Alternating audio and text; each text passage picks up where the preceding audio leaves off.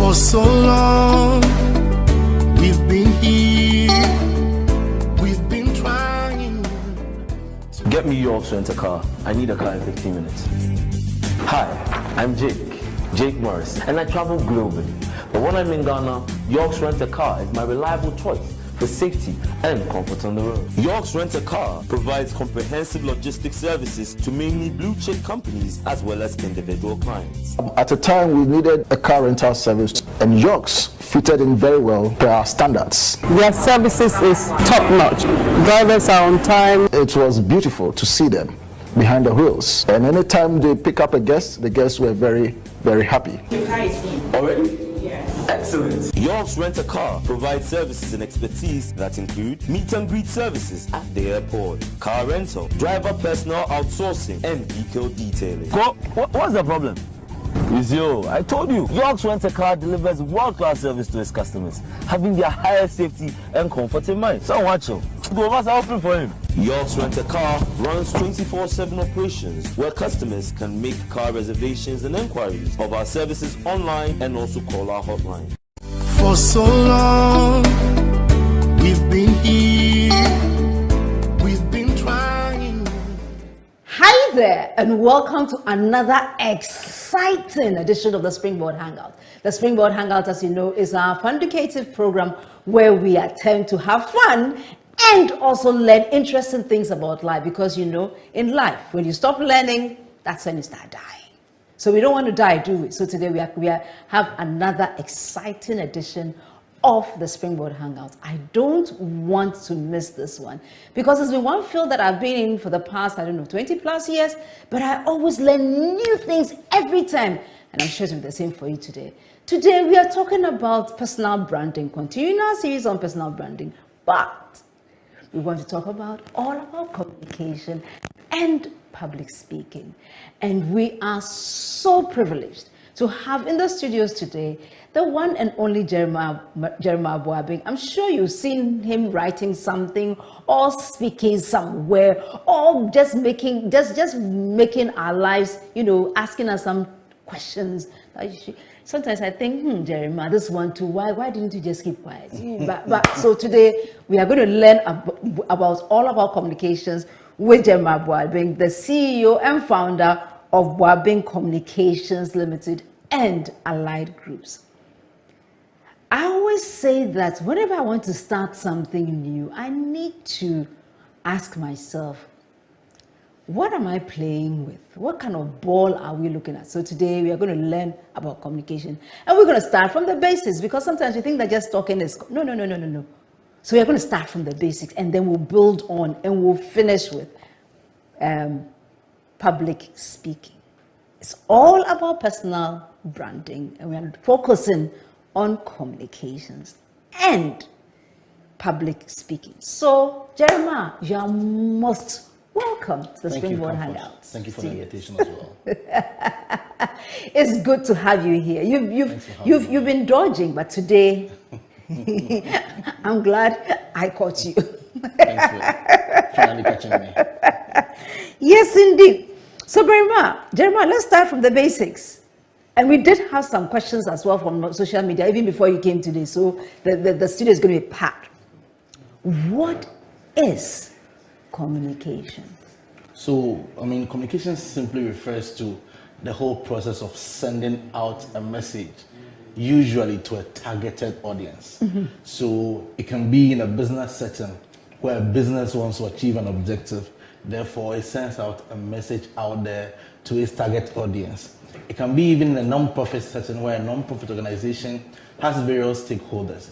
It could be their donors, it could even be their beneficiaries that it wants to communicate something through. So, and it can even be in the case of a political party. Political party wants to send out a message about what it is, what it wants to achieve, how it intends to create value for the nation. So that's simply communication, sending out a message. The intensity or the varying degrees of it depends largely on the objective. It depends largely. So here we are, we're looking at personal branding and communication, and we are looking at the intentional effort a young person or somebody does to create and influence perceptions, the concept of value that he or she has in their space.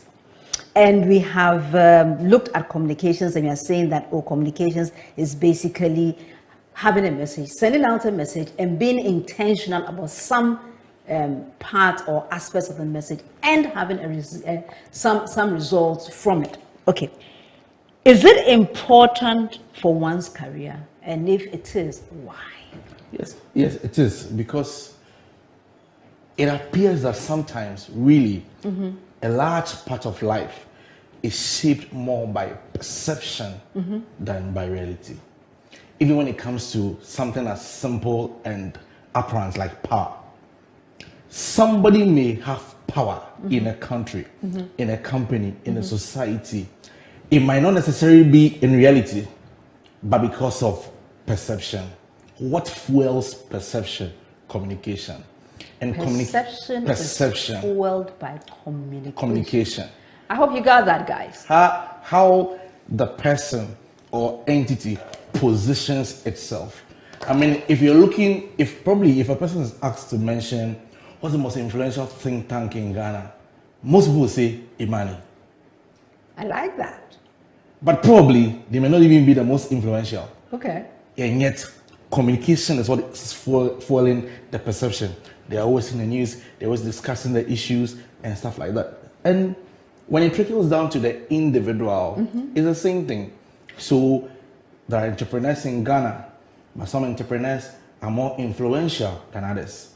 There are companies in Ghana, some companies are more influential than others.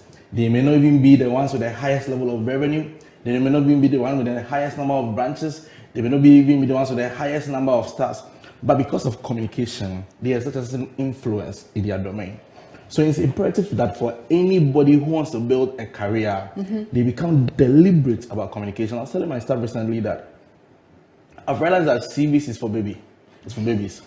A CV is for baby. Why? If a truly masterful person in a domain wants an opportunity, sending their CV is a matter of formality. Their name opens a door for them because of a certain way in which they've communicated the brand.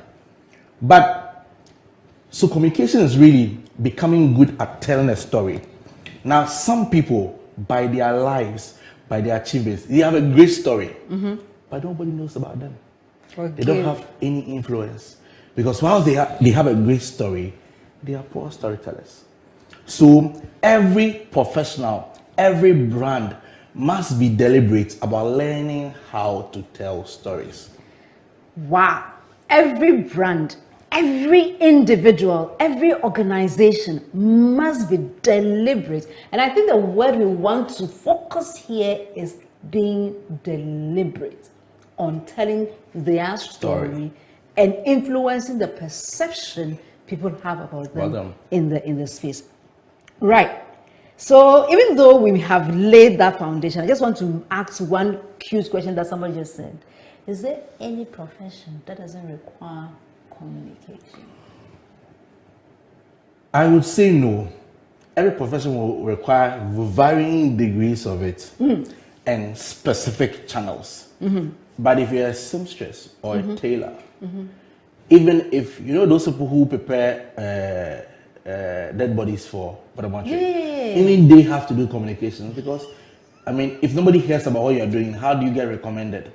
What about that group, the people who do the dance? The pallbearers. The pallbearers that have become international. They just sold their what has made them international? It's communication. It's communication, video. Yeah. That video went viral. I mean, so much so that people from different places were talking about it, and they sold it for $1 million plus, if I remember. Yes, and this is even a domain that ordinarily is not one we like. Nobody likes deaf. No. Suddenly, deaf is fun. Deaf is entertainment.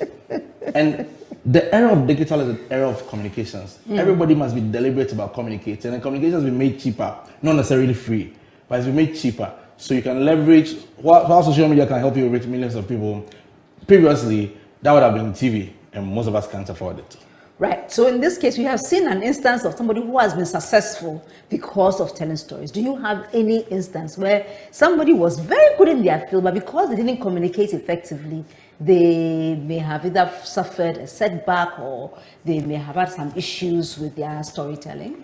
Well, I wouldn't even want to mention names. Okay. But then, Instance. there are certain businesses and they're not very active on social media. And then you ask them, why aren't you active on social media? And the response they give you is, because we don't get our money from there. We don't get our customers from there. But people say that because they lack an understanding of strategy. In strategy, a brand or a business must think of what to do to survive today and what to do to survive tomorrow. So today, you may be doing well, you have a fashion business, you don't have marketing, you don't have communications, but you're getting customers. What happens in a recession? What happens if business gets difficult? So Coca-Cola has a lot of brand value, has a lot of popularity. They sell billboards all over town because there's a reason. You want to ensure that whilst you're on top today, you can be on top tomorrow. Are there examples of brands that were on top yesterday that are not on top anymore today? So Definitely. many. Nokia. There are a lot of brands that were doing well. Kodak. Brands that were doing very well. So you can't afford to be complacent and assume that because I'm doing well today, I'll do well tomorrow. If you are doing well today, that's great. But you have to find a way of ensuring that tomorrow you will do well, the next day you will do well. So that's that. I like the way we have, established what communication is, how important it is for companies, individuals, people in a particular space to keep telling not just their story, but telling what they need their audiences to hear, to know, to understand about them. But having laid this first part of the foundation, this is like the sand that we poured in, we may need some cement. And that cement, I'm looking at we have verbal communication, we have non-verbal, different types of communication. Can you let us know what are the benefits of the different types of communication that we have, and which one a particular, let's say, an individual, since we're talking a bit about personal branding, since we are focusing on personal branding, which ones does an individual need to have very good understanding as well as, command of? It depends on the domain a person is working in. In generality, there are mediums or models of communication that are seen to be more effective. Research has shown that on social media particularly, videos get more engagement than any form of communication. And then it will come to image, then it will come to text. So really, in generality, there are some modes that are seen as more effective than others.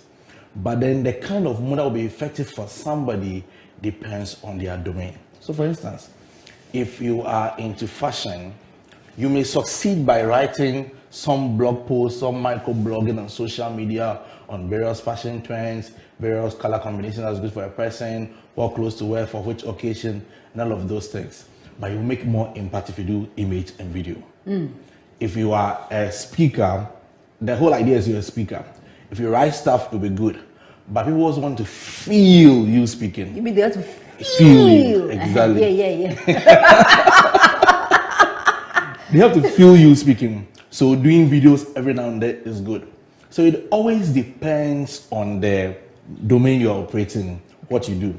And it also depends on the medium. Okay. So for instance, on LinkedIn, written posts gets more attention. On Facebook, videos get more attention. On Instagram, more videos. So it also depends on the medium you're operating. But then the choice of medium must be informed by the audience. Who are you targeting? I have realized that one of the least used platforms for businesses and professional people is LinkedIn. Okay. In terms of quality of audience, in my considered opinion, the best platform is LinkedIn. Okay. On Facebook, For business and professional people. Yeah. Because on Facebook, everybody is there. Everybody, the low, the middle, the upper, and there's a lot of noise. But people hardly go to LinkedIn for fun or for entertainment. So LinkedIn is for people who have a certain intense or formal objective. So professionals and business should look to building capacity on LinkedIn. However, LinkedIn is more expensive than the other platforms, yet it's more effective. So depending on the kind of domain you want to go into, you want to consider using LinkedIn. But as always, it's always better for communications to be integrated, doing a mix of platforms or channels. The challenge is that most people think that they have to be on every platform. I have come to a conclusion that Twitter is not for me. Serious conclusion. I am not a Twitter person. Why? No matter what you do to me, I've been there. I go there, I can do 3 months, nobody minds me. On Facebook, when I cough, people mind me. So you mean say they don't know you for Twitter, they know you only for Facebook. Exactly. So I have to follow again as we focus on strengths on the personal level. We must focus on strengths on the medium level. Which medium suits you? My posts are longer. Twitter limits me. Even LinkedIn tweets limits me. So I have to find a way of adapting for LinkedIn because it's good for what I'm trying to do. But Facebook is my thing. Facebook allows me to talk as long as I want to talk, and I have the audience there. So in as much as it's important for everybody to integrate their communication strategy, don't feel that you have to do everything. Even Instagram is not my thing. The audience are not the audience I'm looking for, and the model, it's too excitable for me. So every brand has to find what's working for them. And then you always have to keep in tune with the trends, because social media is such that the algorithm and the trends are always changing. So something that was working today will not work tomorrow. I've noticed that in recent times, those who engage with my posts are more of my followers than my friends on Facebook. Okay. The people who follow my page engage more with my posts than those who are actually my friends. Okay. It might be a changing algorithm. So you have to be deliberately keeping an eye on the trends what's happening and what's evolving. Okay. So then we've therefore established that, okay, yes, indeed, you have to know what types of media there are, or what types of communication there are, to know which formats to use on what occasion. So when you're in your this thing, you unpack the verbal type of communication. You also talked about the written. You talked about even the recorded in terms of the video. So it's audio visual. But there's one thing that people hardly mention, but it's also a very powerful form of communication that usually happens when you are in the presence of someone else, in terms of the non-verbal communication. What is non-verbal, and how do we maximize the use of that? Many years ago, I'd gone to a secondary school to seek for a platform to speak with the students, and I entered through the gate. The staff common room is positioned in such a way that if you enter through the gate, you might not see it, but they will see you. Okay. So I entered through the gate. I was going to the main building when somebody screamed, "Hey, young man, come here!" And I turned. I went to him. He introduced himself as Darlington. His assistant headmaster of the school. He wanted to know what I was doing there.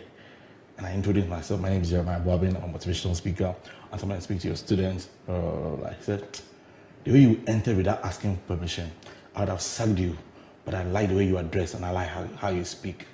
I got a platform to speak in the school. Many years ago, I was sitting in the GCB Bank hall. You know, GCB Bank is always crowded and busy. And the manager of the bank left his office and walked straight to me. "Hello, gentlemen. How are you? Are you okay? Are you being served well?" And I said, "I'm okay, sir." And he went back to his office because that day I was wearing a suit. So appearance is a strong message. Based on the domain in which you want to grow influence in, you have to be concerned about appearance. And I tell people that good appearance doesn't even need to be expensive. Every budget has its products available for it. So all of those things appeal to audiences as non-verbal communication. Even smelling good. Smelling good. If you are aiming to build your career and walk in the corridors of power, you need to invest in a good deodorant, invest in a good body splash, invest in a good perfume, because how you smell can decide to bring people to you or push people away. Even managing your body language. So I realized that in Ghana, people like the idea of your hands being at your back or being in front of you. When you do that, it makes people happy.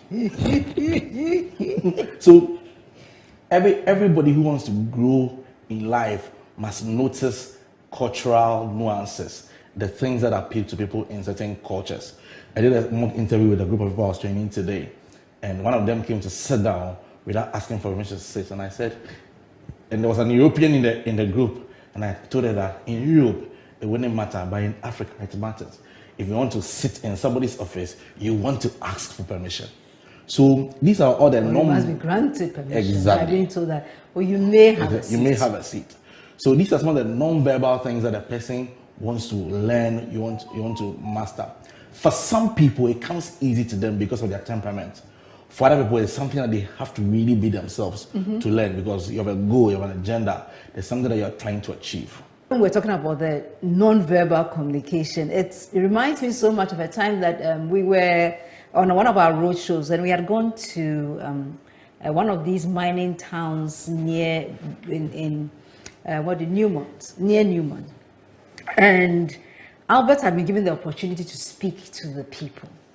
So before Albert started the speech, the chief's right-hand person, it wasn't Ochiami, but somebody very close to the stool, came to Albert and said, Master, here we are all for you, we are going to listen to you.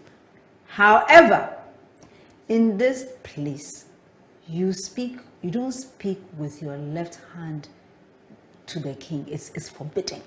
So your mic must always be in your right hand, so that in your left hand, so that you can gesture with your right hand. If it comes to your right, everything that you say with your left hand free is of no consequence. They will not hear you. So in case whilst you are speaking, you are holding your mic, and of course, since the right is your dominant hand, the mic will travel into your right hand. I will signal you to move the mic from your right back to your left hand. Albert said, no problem, got it covered. So he was given the mic and he started. 2 seconds, no, the mic came to the left, the right.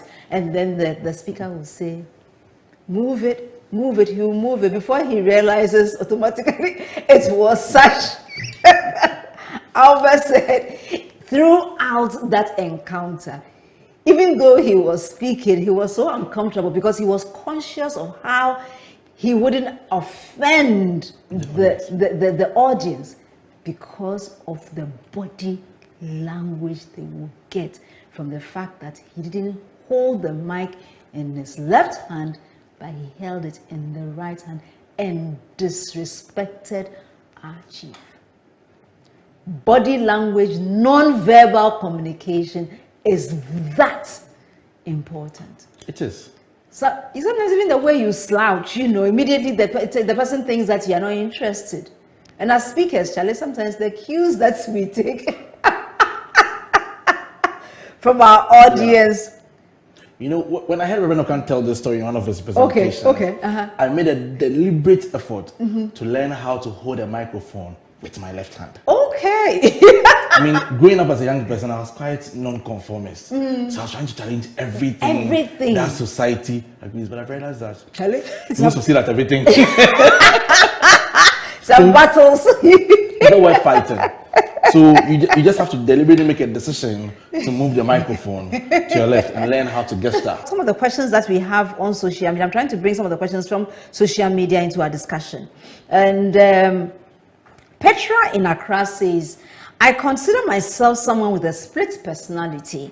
Today, I want to be a singer. The next minute, I want to be a footballer. The fact is, I'd want to do things that will always put me in the limelight. How do I manage this and focus on one aspect of my life to brand myself?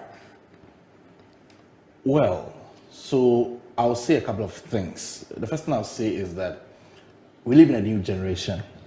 The generation where people grew up, chose one career path, stuck to it, and did it for about 20, 30, 40 years and retired is no more. People can do a composite of things, but it comes with a price, a very high price. Because for every domain or industry in which you want to grow mastery, there's a certain level of commitment and dedication that you must have towards it. So if you're doing singing and football, and somebody is doing singing only, just at the beginning of the race, they have an advantage over you. If you're doing 5 hours each, they are doing 10 hours for just one thing. So it's very possible to grow strength in multiple areas. The question is whether you are willing to pay the price for it. And then you may also want to consider your strategy for entry. It might probably be easy for you to enter football, grow football as a dominant gift or career area, and then leverage the influence and the capacity that you have grown in that area to other areas. We've seen a lot of people do it around the world. Some people enter music, then from music, they move to film. Some people enter sports, then from sports, they move to music. Some people enter music, then from music, they move to business. So you might want to consider the strategy. Just that for many of us, when we are considering career paths or career strategies, we don't consider one very important thing: resources. Resources.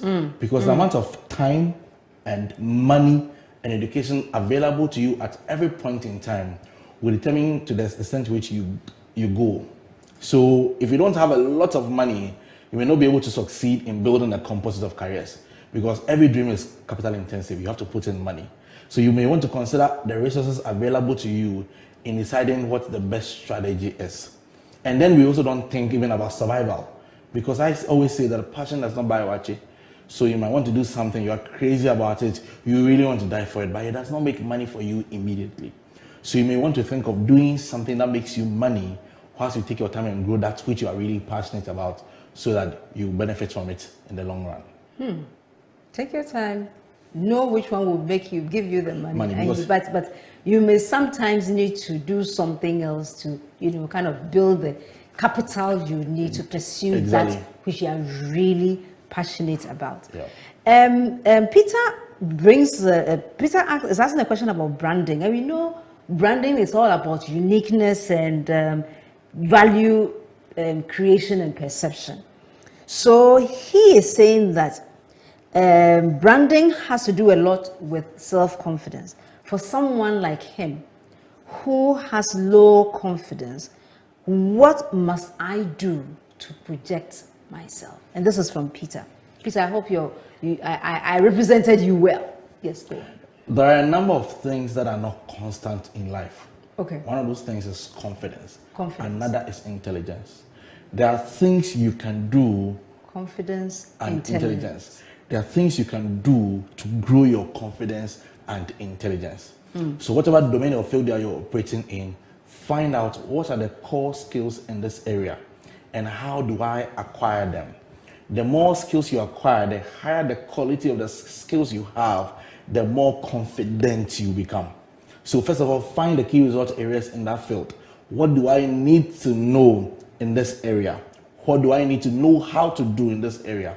And acquire those skills. When you acquire the skills and the knowledge, you have built the foundation. But depending on the scope or the area in which you want to go, there are other things you can do to grow your confidence for life in general. One of the things I find boosts my confidence is prayer. Before I go on any major platform, I put my earpiece in my ears, I turn on worship, I start praying, I start speaking in tongues, and my confidence is built up. So you may want to find other sources of confidence. For some people, the reason they don't have confidence is because their knowledge base is limited. So why don't you develop a habit of voracious reading? The more you read about people, read about the world, read about nations, economies, and things happening, the more confident you become. Some people, their confidence is affected largely because they have a poor command of a language. So why don't you learn how to speak English? English is a skill. You can learn how to speak it. If your grammar is bad, you can do things to refine it. So confidence is not a constant. Intelligence is not a constant. There are things you can do to grow them. So let me ask a question from here. You said today, did you pray before you came on? Yes, I did. To build that confidence. Right on the seat. Right on the seat. Right on the seat. You were listening to your music and you were praying to gain your, not to build the confidence that you need for this program. Because whilst we come and sit here doing general things, there are people with specific problems, specific things they are looking for answers to. You want to make sure that you have aligned yourself with the Spirit to solve people's... To help. Yes. To be of the great, fantastic. Right. Sewa says that I've been to a lot of fora where I'm coached on personal branding and how to speak in public. Question is, I don't know where to start from. What would you advise?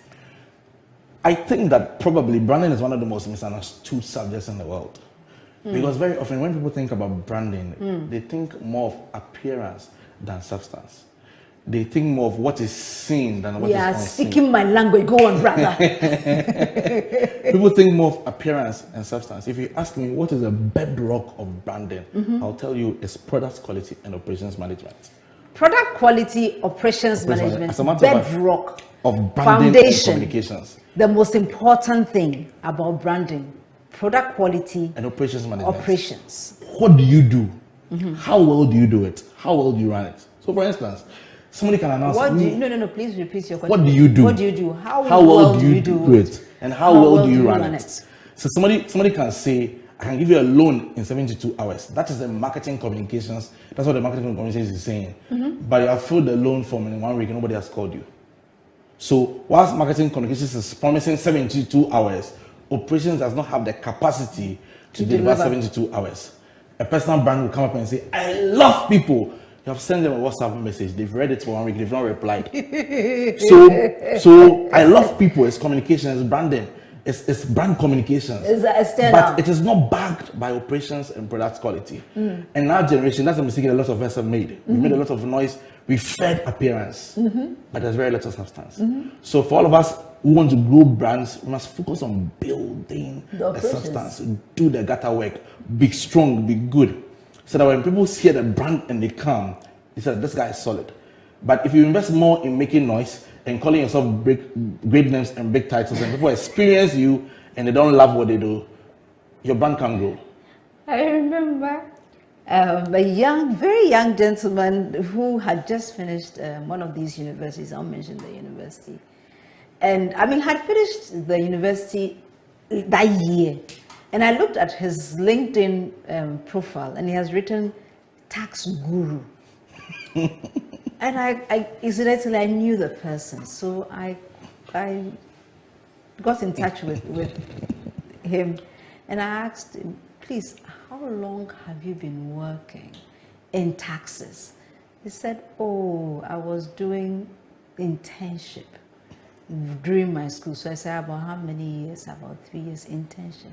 And I said, with that internship, you want to tell me that you have you are now a guru with about 20 years of experience. Please, this is from me to you because I know you. Please remove the guru. Why? Because somebody will call you and you're supposed to produce guru results. And when they come for the guru results, they'll realize actually. And I understand, and I've been there.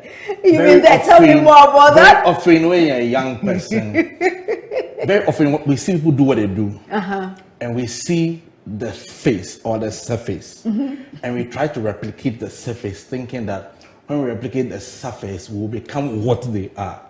We don't recognize the iceberg, and that's one of the things I read on Anthony when I met him many years ago, 10, 15 years ago. The iceberg. The real substance that's undergirding what we are seeing on the surface. Nobody sees that, but it's underneath the surface, and that is what holds. And I think it's something we learn over time. As we keep on going, we focus less on the public noise and focus more on the private building, private construction. Because in the end, it is what you really are that speaks, not what you appear to be. This one I have to clap for you, Jeremiah. I mean, I am enjoying the conversation so much. Can you share some practical tips for somebody who has a poor command of language? I know you may not, maybe because you didn't have the opportunity to go to school or something. Is it a hopeless case? What can such a person do? Let's not limit it to English. Let's limit it to language. Because depending on where you work, you may, need a particular medium mode of expression, not necessarily English. It could be that you are maybe you have just come to town and you are now going to live or work in a rural part where the local language, and so you need to have a good command of that language. What would you advise? I think that one of the strengths that give people advantage in life is communication competence. Yeah. It's not fair because some people have it naturally and others don't. But then communication is what brings to life what is inside of you. So you may be good at what you do. You are brilliant. You are a genius. But you don't know how to talk. Wow. You don't know how to spell it out. But it is learnable. So in my own case, at some point in my journey growing up, I made a resolution that I wanted to be a good speaker. And I adopted crazy means to master speaking. So I'll be walking and I'll be rehearsing. I'll be practicing. Yeah, I tell people that. you were mad. I mean, yes, I think people thought that I was mad. Because, I mean, I am an obsessive person. If I say I want to do something, I get obsessed about it. So whilst I'm walking, I'm practicing. And I started having regular conversations like I'm speaking on the platform. I pronounce words exactly how I would pronounce them on the stage. I talk with the same energy exactly how I would do on stage. So I did it deliberately and I mastered it. And I studied vocabulary. I had what I would call, and I've had it for many years, a vocabulary practice book. So every new word I see, I write it down, I write the meaning, I write it down, I write the meaning. So I practice. There are people who say English must be simple, and I agree. But every now and then, you must have some good vocabulary. The words are there to be used. So you must know it. A little impact. Exactly. Brother, So I tell people that if everything I write, you are familiar with the words. If everything I say, you're familiar with the words, then what did you learn from me? So you must learn vocabulary and you must practice. And sometimes you must change your friends. Because if you want to master English, everybody around you is speaking tree. How do you master it? You know, we listen to a lot of people who are studying French in Ghana. You know what they say? Our greatest limitation is because we don't have people to speak with. That's why they go for year abroad and all of those things. They want to find an environment where they can speak it. The total immersion is environment. Exactly. So you must be deliberate about changing. Even your dreams must make you change your friends. Because you have a dream and everybody around you does not understand you and everybody is fighting you. Why do you want to fight all your life? Find a new environment. So, and it's a little by little. The challenge for many of us is that when we want to become a master in any area, we want overnight results. But sometimes small deposits over time. 30 minutes of reading, 15 minutes of reading, doing it repeatedly, then you build expertise in an area. Social media is buzzing. Kojo Buabeng says that communication is what brings to life. What brings to life what is within you. Thank you, Kojo, for that piece. And then we have Kojo also saying that sometimes you must change your friends. Yes, indeed. And Anita Adi says that confidence isn't constant, but you can do something to have confidence every time. And one of them is prayer and reading voraciously to build yourself. So she's I think she's just tweeting what you said. Thank you very much, Anita, for that question. Kojo says that at what point should an individual or organization avoid the outdooring of a particular brand? How does the unraveling of a brand in non-standard ways affect the performance of a brand? It depends. My personal view, my considered view is that sometimes we're in a hurry to announce the beginning of things and we don't work on how to sustain them. So it's better for you to start something and grow it gradually to a certain point than announce it. By the time you announce it, you have made a lot of mistakes in the wilderness and people haven't seen it. So it really depends, first of all, on the journey of the promoter of the idea. Where have they been? So at a certain level, so I have done business for the past 7 years. Even if I got into business, I've been doing speaking and stuff. So if I start a new business today, it's not really a new business. It's going to benefit from all the mistakes I've made in the past. So, but somebody may be starting a new business today and they are new. They themselves are new to business. And the business is entirely new. So you want to focus less on noise. I think that social media is a good place. But social media has encouraged us to be very noisy. And we're always screaming about new things you're doing, new stuff you want to try. When you haven't tried it. When we haven't tried it. Whether it will work or not. I run a publishing firm and sometimes people come and they've designed a book cover for a book that they have not written. How? And they've posted it on Facebook. I beg you, don't let me choke. They've posted it on Facebook and they are collecting fans. They've not written a single page. What? We've become a generation that is looking for attention. But of course, dopamine. We don't really pay the price. But I think the real dopamine is when you have produced the work. Yeah. That is the real, that's what because that's sustainable. Exactly. But they like the likes. So the likes, sometimes 50,000 likes. Man. People want to publish a book They have brought a book to a publisher to get it ready for them. You want them to improve their work, but you know what? They've gone ahead to declare a launch on Facebook. So they're not willing to do the work that they need to do. But we need to grow. We need to grow from appearance to substance. Grow from appearance to substance. Kojo Buabeng, today you are on top shape. You are saying communication competence, and then you are saying that you are asking a question. What do you do? How well do you do? Okay, so you are putting in Jeremiah's word. Thank you so much. And Alvin Quarter says that the environment is really key sometimes, and Amame is just agreeing with all of us who are so focused on this conversation. He is very knowledgeable. It be like you did, pa. I be like you. I mean, Wabeng, pa. Thank you. Right. So I have another question for you, Albert is asking, as a publisher, you worked on a number of autobiographies. How do these contribute to communicating your brand?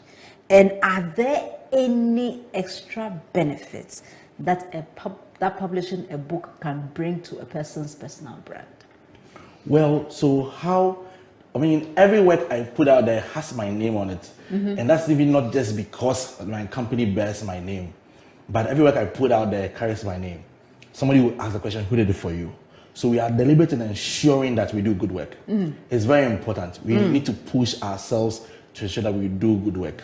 And I mean, if you ask me, of all the things that brings us business, the strongest is word of mouth.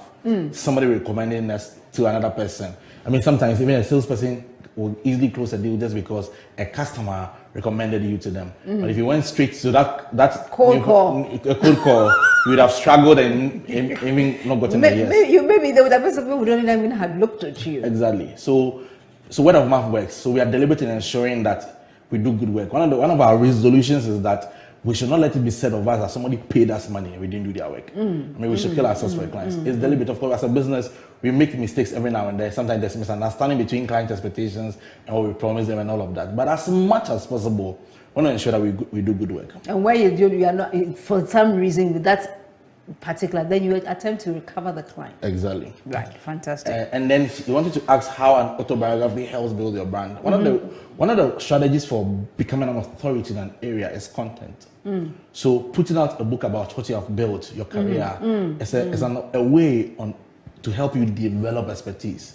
So when you write a book about what you have done, I think that we need to get more. One of the amazing things happening in this country, and it's happening slowly, and we are getting there. A lot of accomplished people getting published, writing their books, and it probably began from what you and Albert started doing some 20, 30 years ago. 30 years ago. Exactly. Encouraging people. Let me break you in. You know, about 30 years ago, we got an idea that let's go to people and encourage them to write their biographies. But even then, that time when we thinking of printing it for them, we just said that we don't let it not be said that when you die, there's nothing about you. Sometimes people write things that they don't know exactly what happened. So you tell your story. So it will come to you. I was doing the legwork at that time. Well, I'll come to you, try and get you to tell me your story, and then I will write your biography for you. And then we'll print maybe 4 copies or 5 copies and come and give it to you. That was about 30 years ago. Today, you have to start. Yes. No. Let's do this right here. You have to start paying us. And as we are laughing about this, people have no idea. Many of the things happening in this country today in the area of biographies is because of the work that people like you started doing 30 years ago. And people have no idea what a groundbreaking feat that is. Because when I was growing up, as a young, ambitious man in my 15, 14 thereabout, I was hungry for knowledge about successful people, about entrepreneurs, and I'll go to the internet cafe and read about Bill Gates, J. Paul Getty, William Randolph Hearst, and I read about them. I'll print Wikipedia pages because I couldn't find content on Ghanaian heroes. But now it's building. It's so exciting. And this is just the beginning. It's going to even get better. Yeah. Charlie, you do all. There's one thing that I want to find out from you. Pidgin English. does it affect her? I'm laughing Spoken because communication. I'm laughing because I had this conversation with somebody about a week or two ago, and I was telling him that when I was in secondary school, I was told that when you speak Pidgin, it messes up your English language. It inspired me to speak more Pidgin, just to make the statement that but I mean, that's just on the lighter side. And the reality of the matter is that if you are somebody who has you have weakness in English language, you want to speak it as often as possible. Make the mistake and speak it well. If you are struggling with mastering the rudiments of grammar, don't go and speak Pidgin. Practice the English. Practice and practice and practice and practice. I mean, the fact that I could speak Pidgin and speak good English doesn't mean that everybody can do that, because for me, language is a natural strength. But for some people, their strength may be in other areas. Language is their struggle. It's their wilderness. So you don't want to spend your energy and time speaking Pidgin when the language that you really want to master is there. Okay, so then what about WhatsApp? You can be just you instead of that movement. I have been caught in. Even me, I'm still an old man. It affects me so badly. Tell me good morning. Don't tell me Jam. I'm not a general man. Are you a general manager? And I think that people haven't. I mean, there's language that is acceptable within a certain space. You are talking with your peer. But if you approach a senior person that you are seeking to build a relationship with, you are seeking to build mentorship with, and you are starting with HWU. How are you? GM. Good morning. TJ. Thank God. I mean, how many minutes? And the funny thing is that some of these so-called short forms are even longer than the original words. So it's just like Pidgin. I mean, I won't just walk in here and start speaking Pidgin with you. We are not on those terms. I can speak Pidgin with my peers. It's the same for the short forms. So you should know who you are talking with and know what language to use. You must know who you are talking with and know what language to use. I have here Anita says that communication brings something to life, right? So let's go back to social media. And by the way, Jeremiah, we said we were going to talk about communication and public speaking. So far, not much of public speaking. Not much of public speaking. Says that please tell Jeremiah I'm watching and listening with rapt attention, and he's so proud of you. Thank you. He's preaching what he practices and has obviously invested so much in yourself. Jeremiah. Thank you, Rev.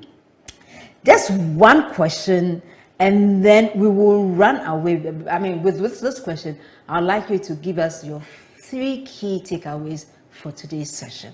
And Mabel says that how important is personal branding for someone who wants to be in student leadership? I'm considering standing for a position in the SRC elections.